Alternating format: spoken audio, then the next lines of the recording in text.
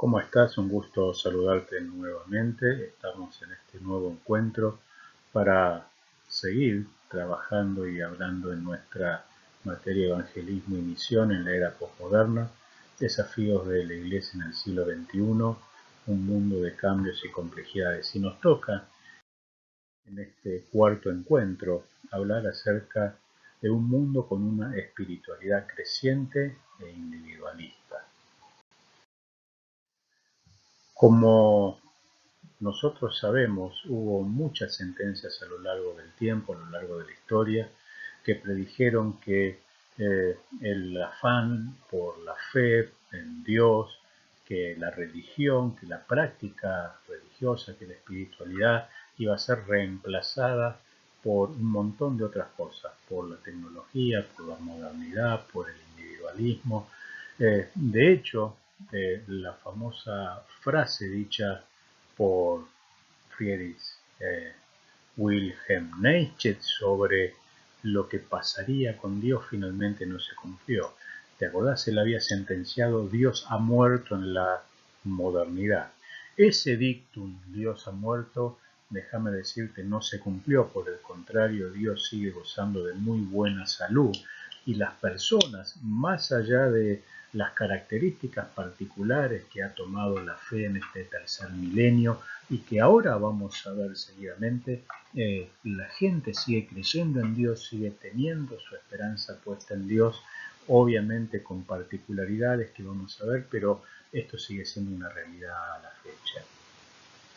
En el marco de la hipermodernidad de la que hablamos, la espiritualidad es mucho más efervescente, mucho más dinámica. Es privada, obviamente, porque esto hace juego con el exacerbado individualismo de las personas. Es mucho más dinámica, no solamente por la necesidad del evento, del show, sino porque las personas van cambiando.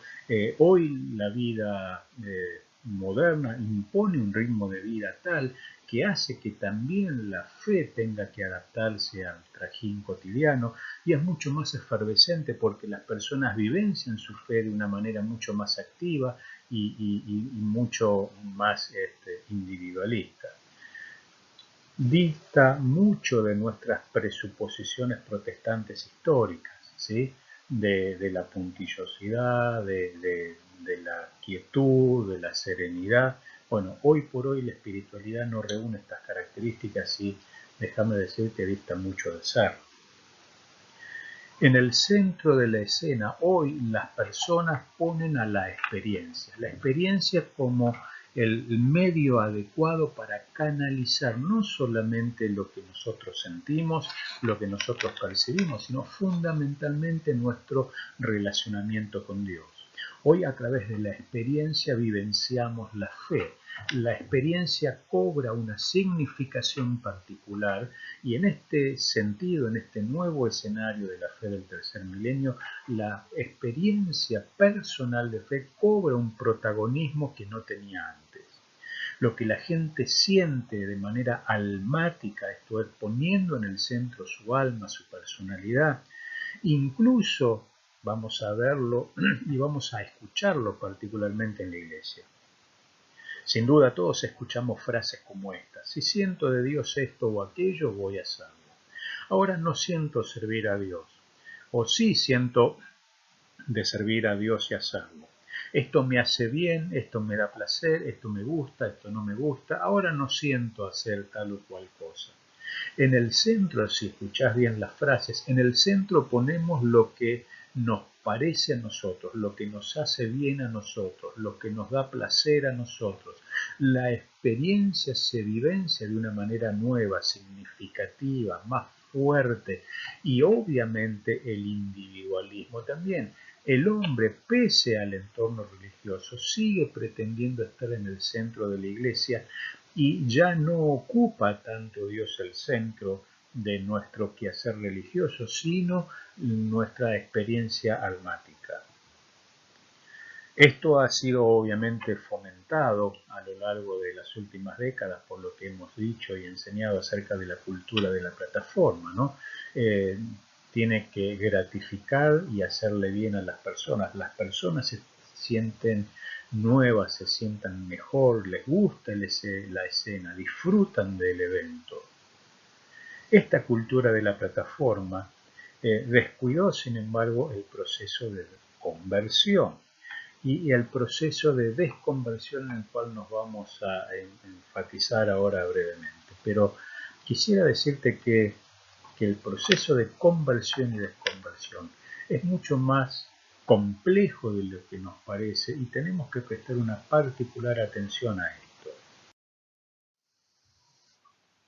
Estamos, como dijimos, en la época de la espiritualidad líquida, porosa, no institucionalizada. Tenemos múltiples pertenencias a fe. Una persona que puede concurrir asiduamente incluso a una iglesia evangélica, cada tanto lee el horóscopo, cada tanto puede consultar un adivino, cada tanto puede acompañar a su familia a una misa, a una procesión, puede rezarle a algún santo como parte de su experiencia pasada, porque esto es lo que tiende a hacer las personas, como dijimos, por eso es importante el proceso de desconversión. Las personas tienden a hacer mixturas, sincretismos, y hay que enseñarle a las personas, mira, eso está bien, eso está mal, eso no se hace, esto se puede hacer, eso es pecado, tenés que corregir esto. Ese proceso de desconversión nunca es lineal porque depende de la experiencia de cada persona, pero tampoco nunca es lineal porque depende de la herencia de cada una de las personas. Por eso este proceso de conversión y desconversión no se agota cuando la persona se bautiza, sino que sigue en el tiempo y el Espíritu Santo sigue haciendo la obra de santificación, el proceso de santificación en cada una de nuestras vidas. Las personas suelen tener múltiples pertenencias de fe. Vienen a nuestra iglesia, pero cada tanto van a escuchar el culto del pastor tal o cual porque le hace bien la predicación o porque le gusta el coro que tiene o el conjunto musical que tienen o porque oran de tal o determinada manera. Y esto es muy común que suceda.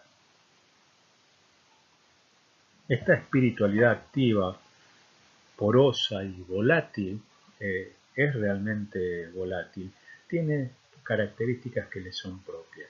Y a lo largo de los años, muchos sociólogos y antropólogos han querido rotular a esta espiritualidad activa, porosa y volátil. Y aquí te doy algunos ejemplos de cómo desde la perspectiva sociológica entienden esta dinámica de fe. Para algunos es una religión invisible, ¿sí? Porque la persona termina creyendo aquello que no se ve, que solamente conoce él. Se le llama la revancha de Dios porque es creciente la fe en Dios en el mundo, va a decir Pierucci. Se habla de bricolage religioso, Luhmann, o de espiritualismo de evasión, el documento de Puebla de la Iglesia Católica. Se habla de religión emocional, diseminada, religión de bienestar, secta de creencias, porque las personas van eligiendo lo que les conviene para nutrir su fe y su desarrollo espiritual. Algunos lo llaman como Malimachi contra propismo religioso. Uno toma la iniciativa de construir su mundo religioso y su fe. Para otros, como Hergé Leger, es una religión difusa, opaca, que no se deja ver, que es enmarañada. Beck va a hablar del Dios personal. Yo creo en Dios, pero lo adapto a mi necesidad, a mi estado de ánimo, a mi momento, a mi particularidad. Otros hablan, como Lenoir, del self-service religioso, de la religión a la carta. Yo termino eligiendo y seleccionando aquellas cosas que me gratifican y que me hacen bien de diferentes tracciones, incluso protestantes. María Corby va a hablar de una fe sin creencias, creo en Dios, pero las creencias son más difusas porque son construcciones personales o independientes que no necesariamente se apegan al corpus, por ejemplo, de doctrinas bautistas o pentecostales o metodistas o luteranas. Malimachi vuelve a hablar y ahora habla de religión más emocional, como vimos, más centrado en lo que me hace bien, en la experiencia almática, la religión del Dios personal, dirá.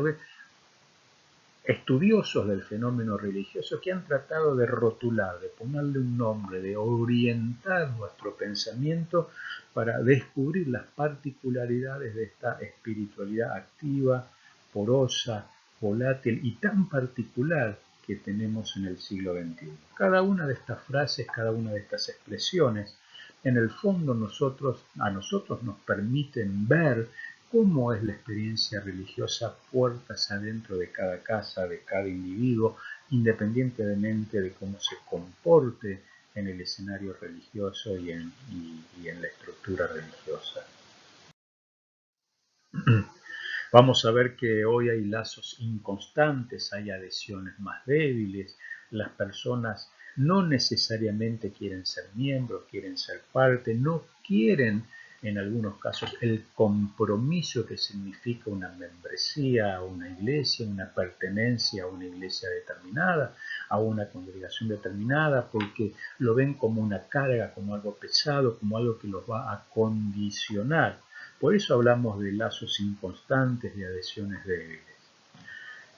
Y todo esto es producto básicamente de varios factores, pero yo me permito resaltar tres fundamentalmente. El primero de ellos, la transversalidad litúrgica, ¿no? Como decíamos en su momento, cuando uno 30 años atrás, 40 años atrás entraba a una iglesia, independientemente de ver el cartel que estaba en la puerta, en la marquesina, uno se daba cuenta que era una iglesia pentecostal, que era una iglesia bautista, que era una iglesia metodista, que era una iglesia de los hermanos libres. Nos dábamos cuenta por los coros que cantaban, si eran coros, si eran himnos, por la forma de predicar, por el contenido, por el tipo de oración, por los motivos de oración.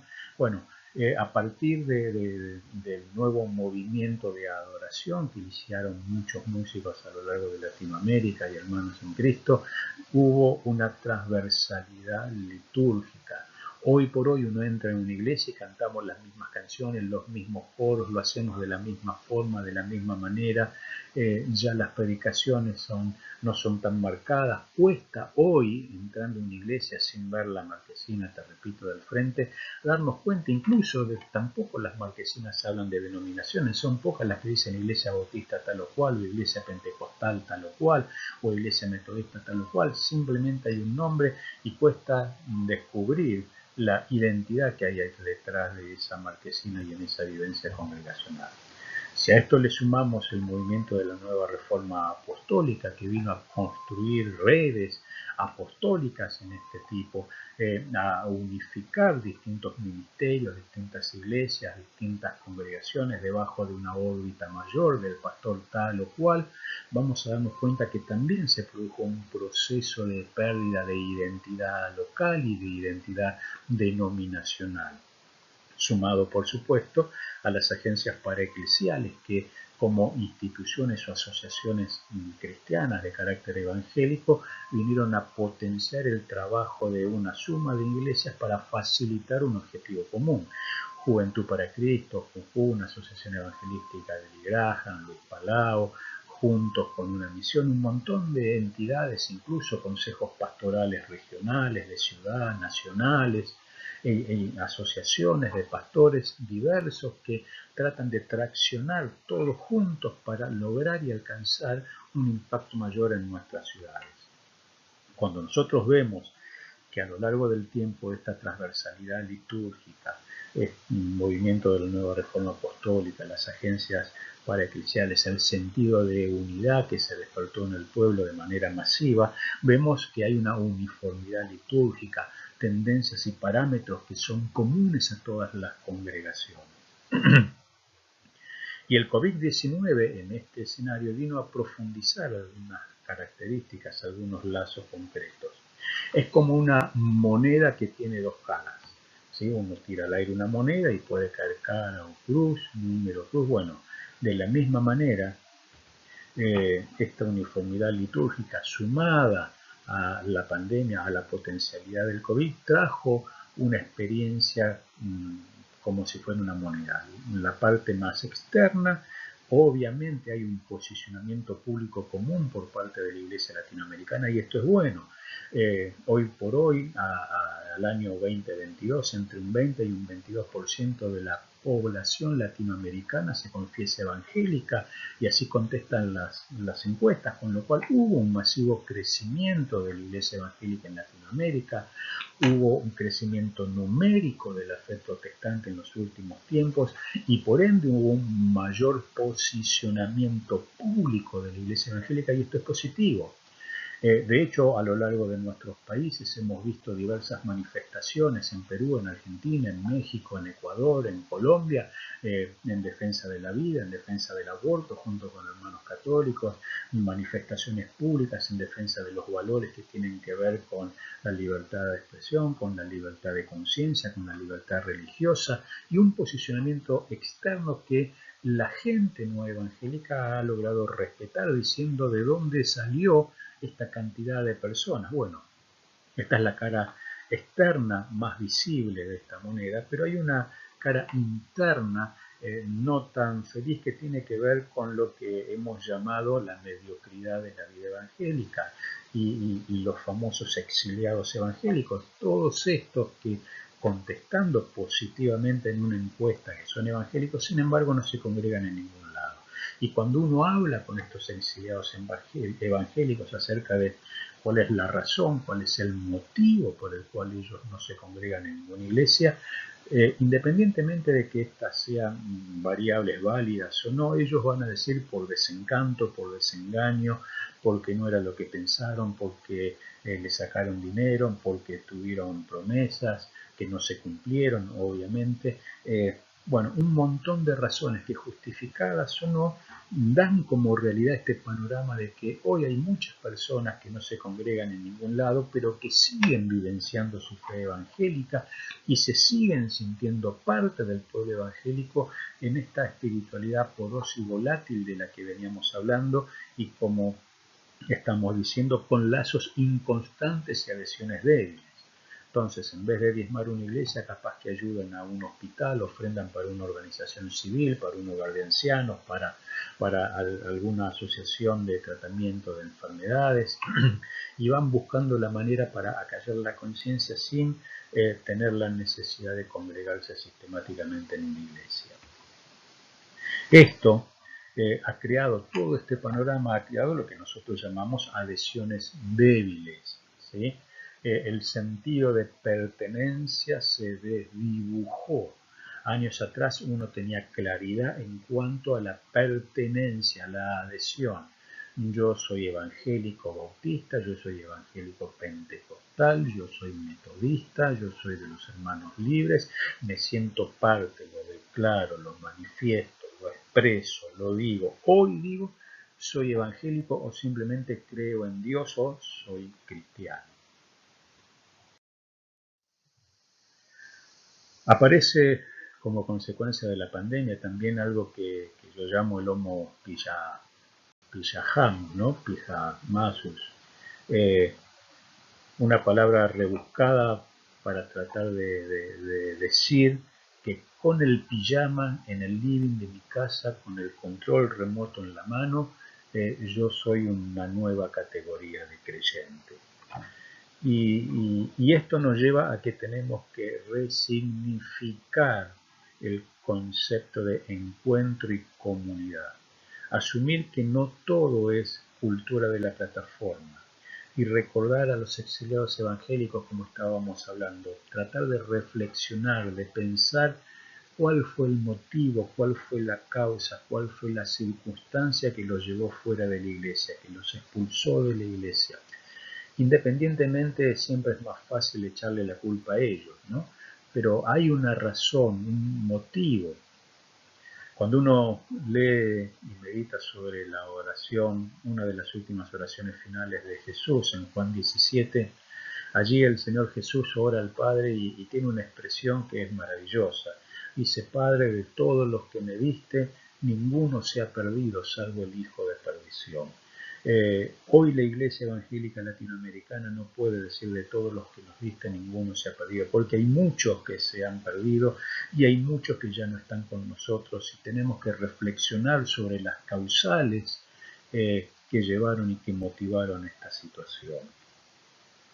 En líneas generales, como te decía, según el Latino Barómetro, como experiencia o porcentaje conservador, el 20% como porcentaje más benéfico. Para nosotros el 22% de la población latinoamericana es evangélica.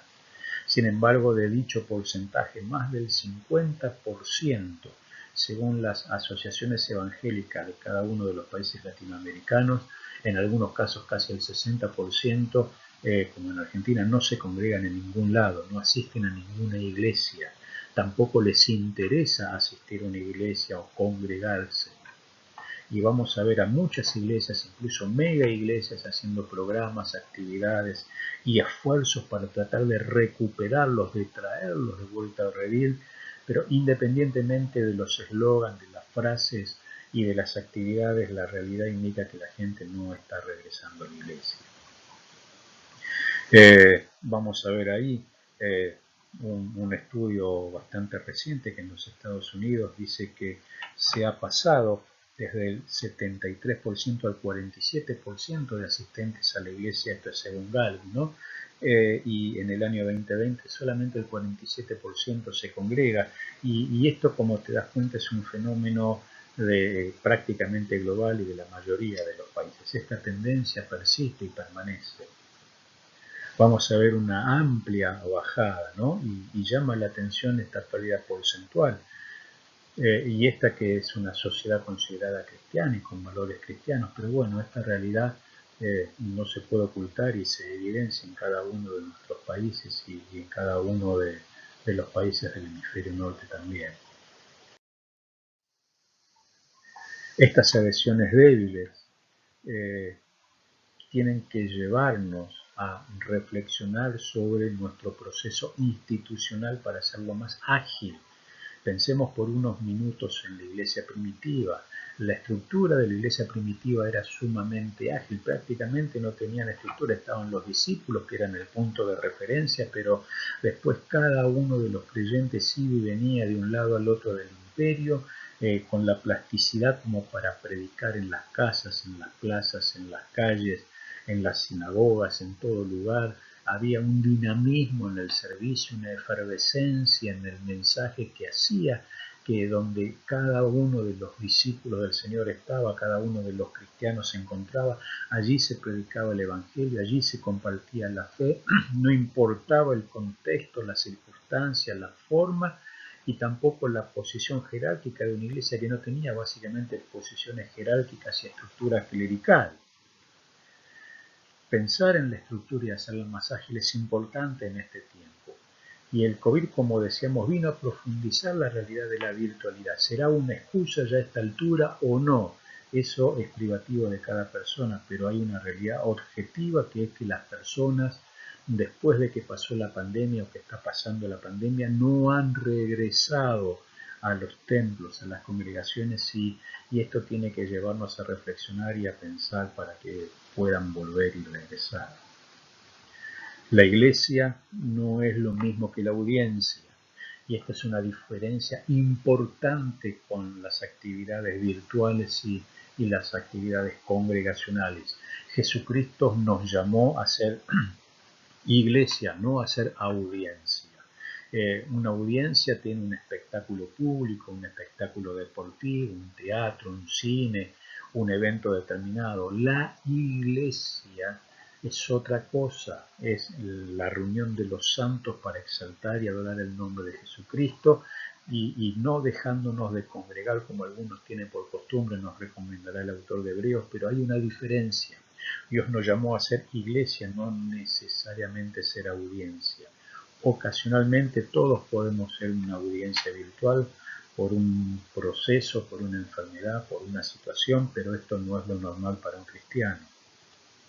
Como te decía, desde el living de una casa y con el control remoto uno puede seleccionar la iglesia, el predicador, el conjunto musical, las características congregacionales que quieren, y sin moverse mucho más allá. Por eso el homo pijamasus, sin moverse mucho más del living de su casa, puede tener una experiencia religiosa que las personas van a decir: para mí es suficiente, para mí alcanza, a mí me hace sentir bien, a mí me da placer, a mí me gusta, y justifica el dejar de congregarse.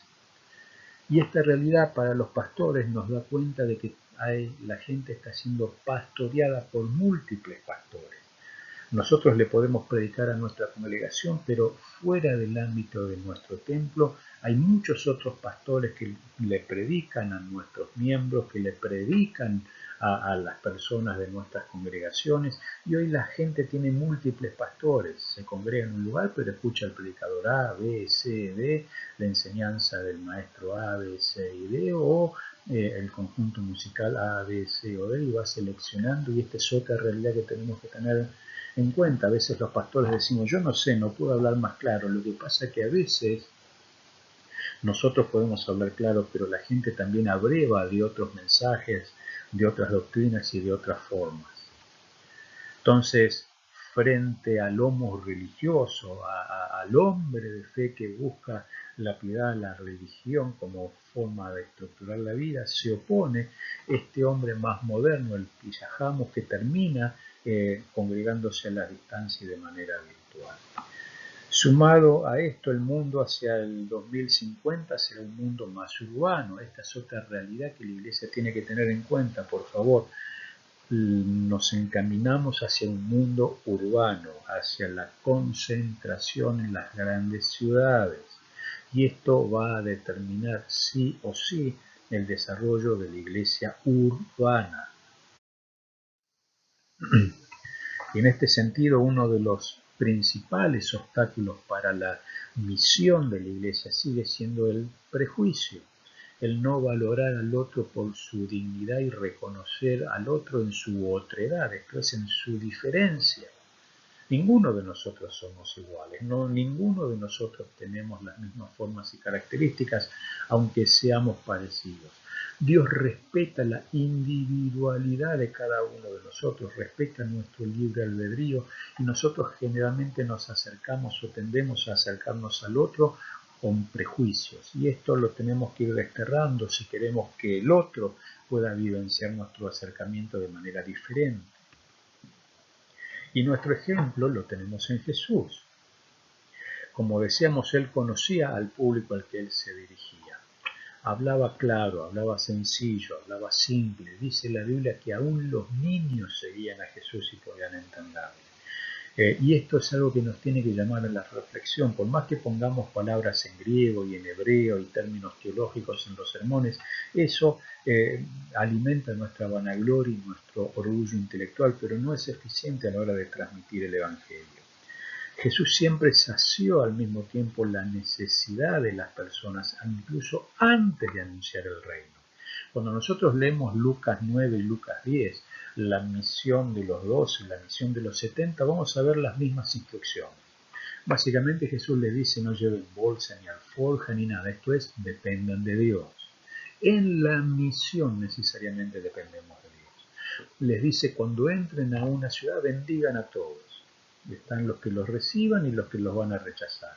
Los que los rechacen, sacúdense el polvo de sus pies, ya está, fin de la historia, y trabajen con el resto. Y cuando lleguen a una casa, dice Jesús, coman lo que les pongan delante, esto es, entablen un vínculo con las personas, relaciónense con las personas, pues es muy difícil predicar en el vacío.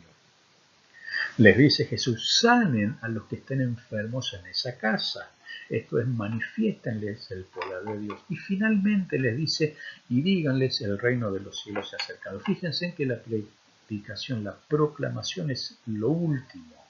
La Iglesia ha invertido el orden. Primero predicamos, si acepta oramos por ellos, por su sanidad o por las necesidades que tengan.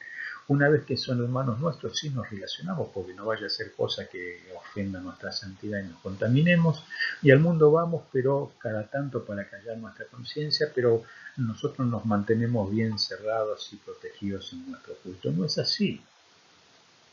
Jesús no usaba, como dijimos, el mismo lenguaje y las mismas formas con todos, y los trataba conforme a su posición social, pero sin ningún tipo de prejuicio. Por eso se acercó y sanó a los leprosos, por eso se acercaba a los recaudadores de impuestos y los transformaba y los restauraba, por eso perdonaba pecados en mujeres, incluso samaritanas, por eso hablaba con todos. Jesús era diferente, y en cada una de las subculturas de su época para cada subcultura de su época, tuvo un mensaje, tuvo una palabra, y todas las personas, por multitudes, seguían a Jesús.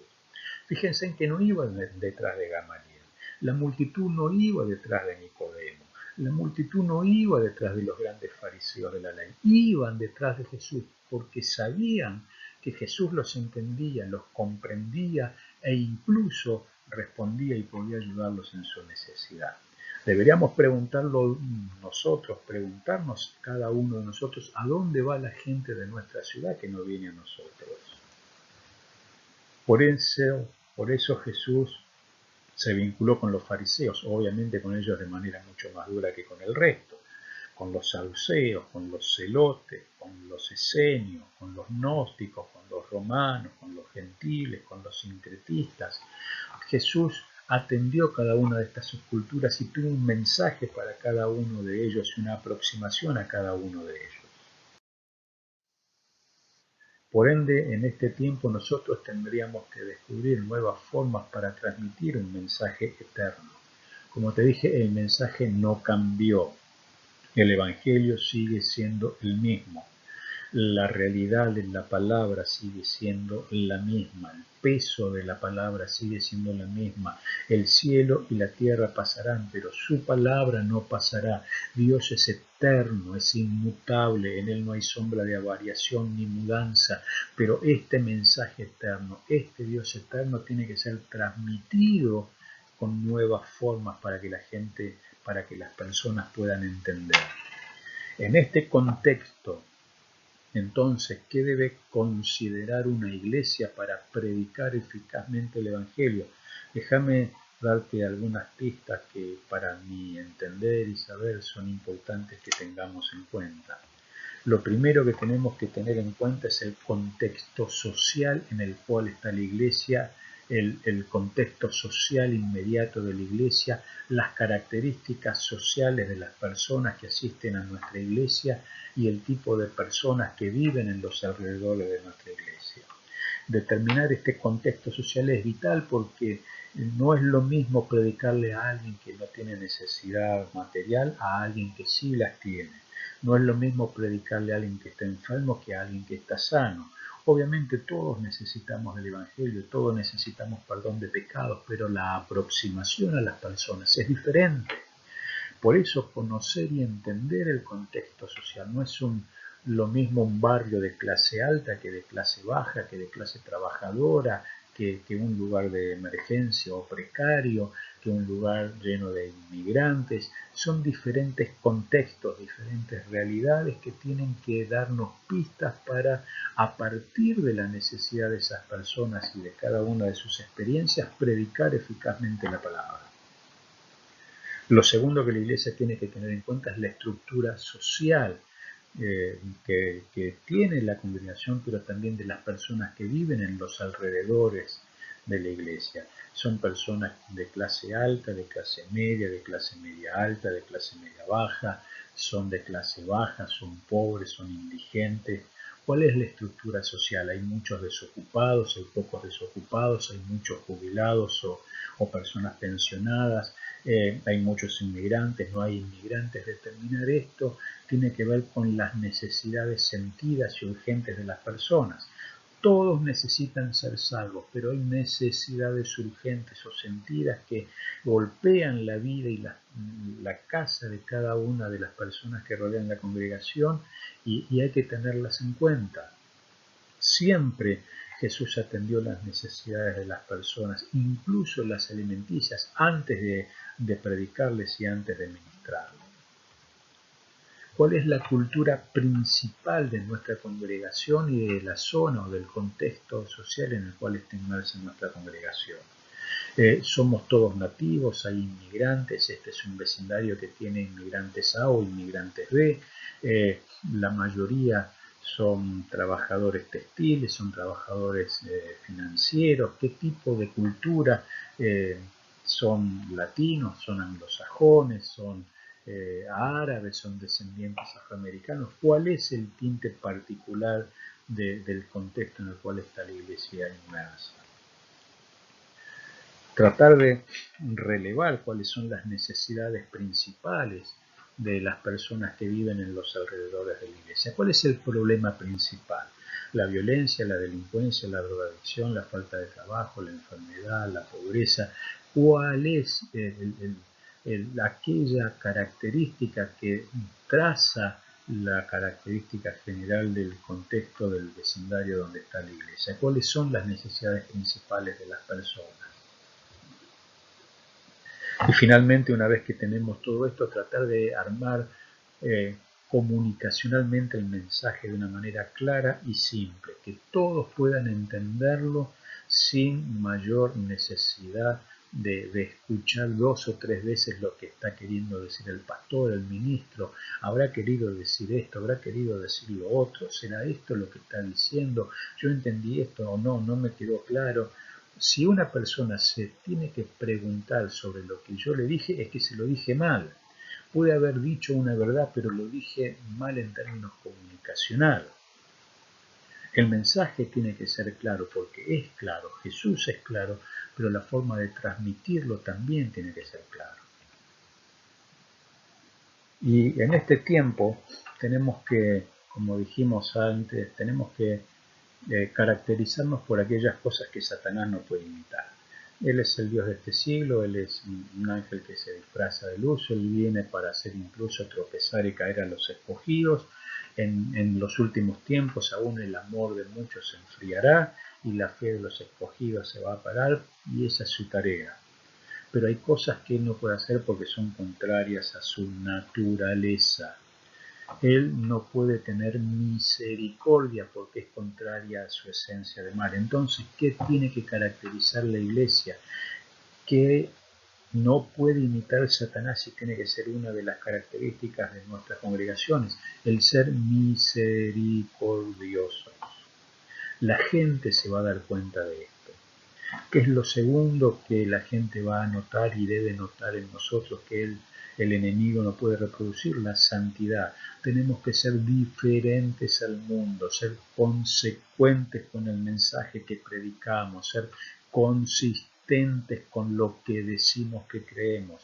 Si la gente dice y escucha blanco, pero yo hago negro, la gente se va a dar cuenta de la inconsistencia y va a salir a la luz ese famoso refrán popular: haz lo que yo digo, pero no lo que yo hago. La gente se da cuenta de esto muy rápidamente y más fácilmente de lo que nosotros entendemos. Y finalmente, lo que Satanás tampoco puede hacer es tener amor, porque en su naturaleza está el mal y el odio. Entonces, el amor tiene que ser otra característica distintiva de nuestras iglesias, de nuestras congregaciones. La gente tiene que sentirse amada, tiene que sentirse entendida. Obviamente que le vamos a decir: ve y no peques más. Obviamente que le vamos a presentar las demandas del Evangelio. Obviamente que le vamos a presentar las exigencias del reino, pero en un entorno de misericordia y de amor, para que esas personas puedan entender esta realidad. Para ir terminando, hay 2 preguntas importantes que nosotros debemos hacernos en este tiempo. Y esto nos va a dar alguna pista para poder orientar nuestro quehacer en este tiempo, nuestro servicio en este tiempo. Como iglesia tenemos que hacernos estas preguntas y muchas otras, obviamente, pero estas 2 particularmente, para que nos ayuden a pensar y a reflexionar. Esto no es un sueño utópico o una ilusión alcanzar. Es algo que estamos llamados a hacer y a encarnar, porque dice la palabra que Jesús les dice a los discípulos: ejemplos he dado para que como yo hice, vosotros también hagáis. El apóstol Juan escribe y dice que tenemos que andar como Él anduvo. Ese es nuestro esquema, ese es nuestro ideal. En ese contexto, entonces, tenemos que preguntarnos: ¿qué haría Jesús si fuera el pastor de mi iglesia? ¿Cómo sería el ministerio pastoral de Jesús si fuera el pastor de mi iglesia en lugar de ser yo, en lugar de ser mi pastor? Estaría más tiempo en la oficina, menos tiempo en la oficina, más tiempo en la calle, menos tiempo en la calle. ¿De qué forma predicaría? ¿Cómo se relacionaría con las personas? ¿De qué hablaría? ¿Cómo se acercaría a la gente? Y la otra pregunta es, ¿por qué debería venir o por qué deberían venir las personas a mi iglesia, a mi congregación? Estamos en la época de la espiritualidad porosa, volátil, difusa, permeable, de los exiliados evangélicos, del Homo Pillajamus. Estamos en una realidad y en un contexto, como dice al principio de la materia, cambiante y complejo. Entonces, ¿por qué yo debería ir a una iglesia? ¿Por qué yo debería congregarme? ¿Qué es lo que me atraería a mí a congregarme en una iglesia? Bueno, tratar de responder esa pregunta nos va a dar pista de lo que la gente espera de nosotros para poder congregarnos con nosotros y seguir avanzando y desarrollando su fe. Muchas gracias nuevamente por este tiempo, por haber compartido juntos y nos vemos próximamente para seguir avanzando.